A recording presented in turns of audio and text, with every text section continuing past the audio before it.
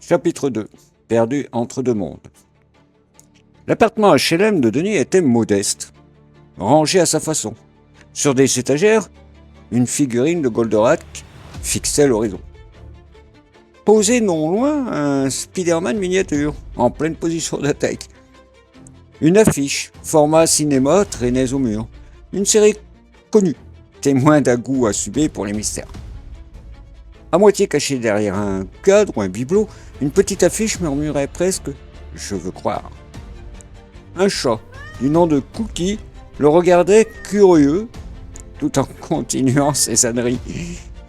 Céliro, lui, assis sur le canapé, observait l'ensemble sans dire un mot, comme un anthropologue devant une culture ancienne perdue. Denis, lui, déballait nerveusement une trousse de premiers secours. Il posa sur la table de bière, du pain, du fromage, revint vers Céliro avec une grimace d'inquiétude. « Tiens, Céliros, mange un peu et montre-moi cette jambe. » Céliro leva les yeux vers lui d'un calme presque surnaturel dans son regard, entre autres. « Ce n'est plus nécessaire, Denis. Ma jambe guérit déjà. » Denis plissa les yeux. Ce jeune homme, 19 ans, peut-être 20, avait un visage extrêmement paisible, ses yeux verts luisaient doucement, sans aucune trace de douleur. « Bon, écoute-moi, Céliros, ça suffit. J'ai toujours été un peu ouvert d'esprit, voire même beaucoup. Alors va droit au but. Raconte-moi ton histoire. Qui es-tu? D'où viens-tu et pourquoi maintenant ?» Céliros invita Denis à s'asseoir d'un geste lent. « Assis-toi, il va falloir du temps. Et je te demande de ne me poser aucune question. » Denis s'exécuta, prenant une gorgée de bière. « Vas-y, je t'écoute, Céliros. » Céliros prit une grande inspiration, les yeux rivés dans ceux de Denis, et commença. « Imagine une planète qui se meurt, la mienne, il y a plus de 3000 ans. Malgré toute notre technologie, nous n'avons rien pu faire. Notre soleil s'éteint, et dans un siècle environ, il explosera. Mais il y a pire. Une autre race, plus ancienne, plus féroce, nous traque. Elle veut ce que nous savons, nos savoirs, nos systèmes, nos secrets. » Denis eut comme un frisson, mais continua à être silencieux et Céliros continua. Alors nous sommes partis. Des milliers de vaisseaux en exode. Nous avons bâti une flotte gigantesque, une reine absolue. Ne jamais s'arrêter. C'est notre règle principale. Explorer, étudier, mais toujours avancer. Parfois en mode lent, dans les périodes de prospection, mais toujours avancer. Surtout avec nos ennemis à nos trousses. Sur quelques rares planètes viables, très rares, nous disposons d'un portail, caché, enfoui. Ces portails permettent, s'ils sont activés, de passer d'un monde à l'autre. Ça fait quand même bien 3500 ans que notre flotte dérive dans la galaxie. Un silence pesa, s'installa. Céliros fixa un point visible, comme s'il revivait ces millénaires de fuite. Puis reprit. « Moi, je suis un éclaireur, un explorateur. Mon rôle est d'atterrir discrètement, d'analyser les planètes, d'enregistrer les données, de surveiller, de voir, de comprendre, et de repartir vers la flotte. Mais quand ma mission sur Terre s'est achevée, mon vaisseau a subi une panne. J'ai pu le poser de justesse dans une zone discrète, en mode camouflage invisible. Puis je lui ai donné l'ordre d'aller se cacher sous le pic de Bugarache, dans l'Aude. Car c'est là qu'un portail a été installé au début de mon exploration. Bien qu'un petit peu blessé, et ouf, les humains n'ont rien détecté. » Denis le vissait, bouche entrouverte. Céliros continua. « Ce portail donne accès à plusieurs mondes. L'énergie nécessaire est énorme. On ne pourra maintenir que 2 connexions, une ici sur Terre et une autre. Là où un portail a été posé dernièrement.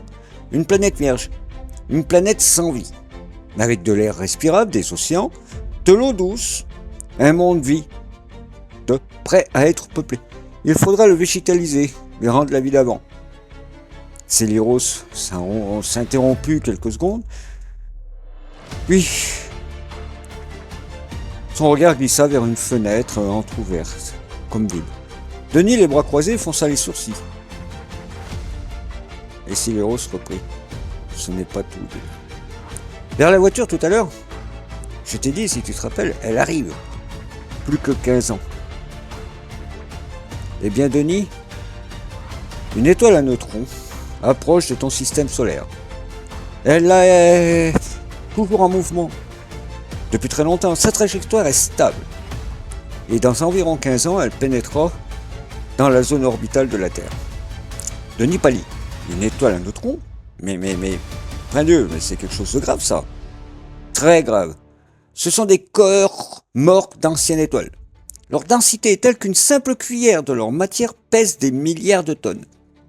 Elles déforment l'espace, aspirent les lumières, brisent les équilibres gravitationnels. Quand cette étoile entrera dans votre système solaire, les planètes s'effondreront hors de leur orbite. Ton soleil lui-même sera déréglé. Viendra ensuite le chaos et l'oubli. Denis sentit sa bière lui remonter dans la gorge. Attends, t'es en train de me dire que la Terre n'a plus beaucoup de temps ? 15 ans au mieux ? Qu'une étoile à neutrons, là, approche ? Qu'elle va détruire tout le système solaire tout entier ? Le verre de Denis glissa de ses mains et s'écrasa au sol. Il resta figé, ses mots résonnaient dans sa tête comme un écho vide. Mais Céliros, attends, mais comment tu veux que je t'aide ?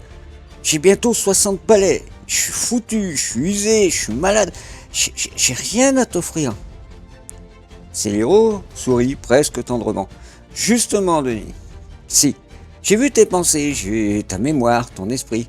Je sais ce que tu pourrais devenir et je sais ce que tu rêves encore. Et surtout des capacités incroyables que tu possèdes.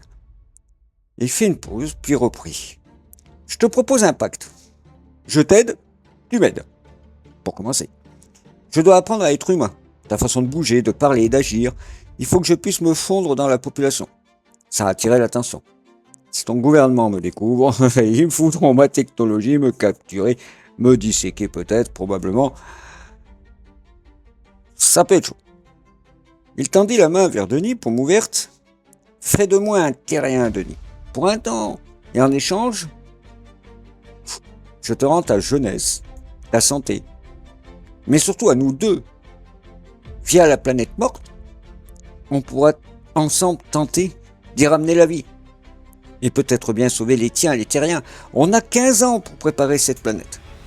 Denis le fixa, Attends, tu quoi ?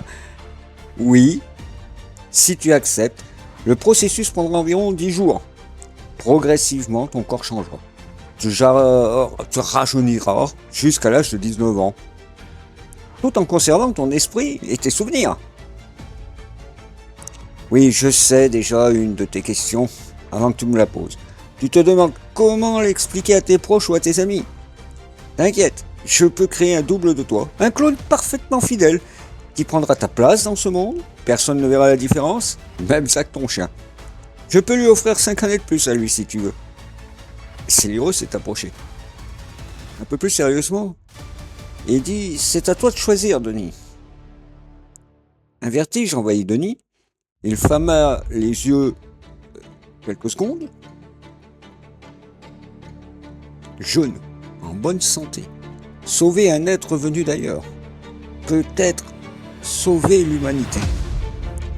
Il ouvra les yeux et dit « D'accord, j'accepte. Je ne peux pas refuser. Ça se refuse pas.